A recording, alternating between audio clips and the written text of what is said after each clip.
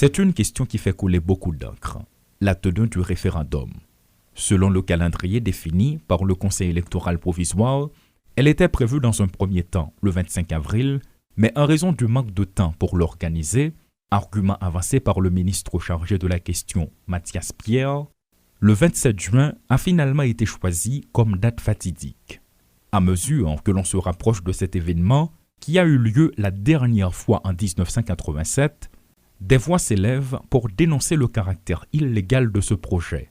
De prime abord, des adversaires du pouvoir en place qui se contentaient de rencontres avec la presse pour exprimer leur désaccord passent désormais de la parole aux actes. Si la présidence veut montrer sa détermination à matérialiser ce projet, les partisans de l'opposition, de leur côté, font montre également de leur volonté d'en empêcher la tenue. Lors de la dernière manifestation qui s'est déroulée dans la capitale, des protestataires, à l'aide d'une échelle, ont arraché et brûlé de nombreuses affiches faisant la promotion du référendum. Il y a environ 3 semaines, André Michel, du secteur dit démocratique et populaire, a annoncé une tournée nationale en vue de boycotter le scrutin par tous les moyens.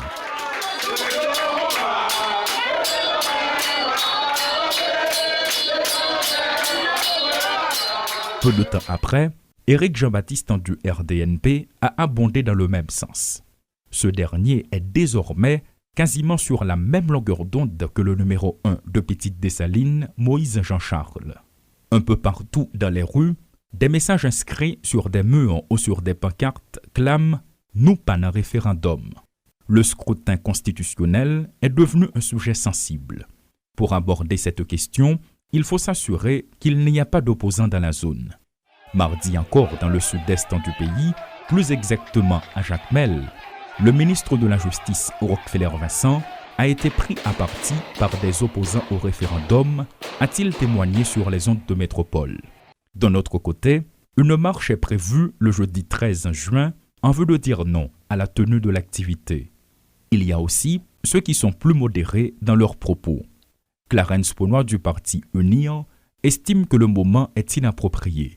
Le représentant du collectif 4 décembre, Jean-Robert Argan, conseille au président de se ressaisir afin d'éviter un bain de sang dans le pays.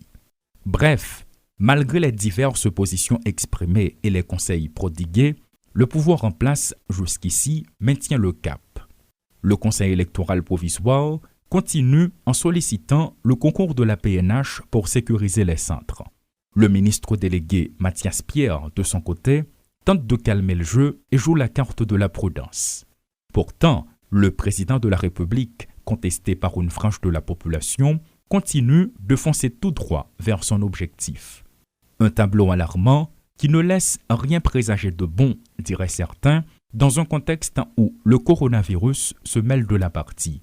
L'état d'urgence est prolongé pour 15 jours, selon le ministre de la Culture, Pradel Henriques, qui affirme que cette décision, prise en Conseil des ministres, n'a rien à voir avec le processus référendaire. D'un côté, l'opposition commence à montrer sa force et, de l'autre, le pouvoir en place mise sur une police nationale qui, selon les constats, paraît de plus en plus absente. Déjà, certains citoyens, sous couvert de l'anonymat, avouent qu'ils resteront enfermés chez eux ce jour-là à double tour. Il y a ceux qui ont programmé un séjour à la campagne ou un voyage à l'étranger à la même date.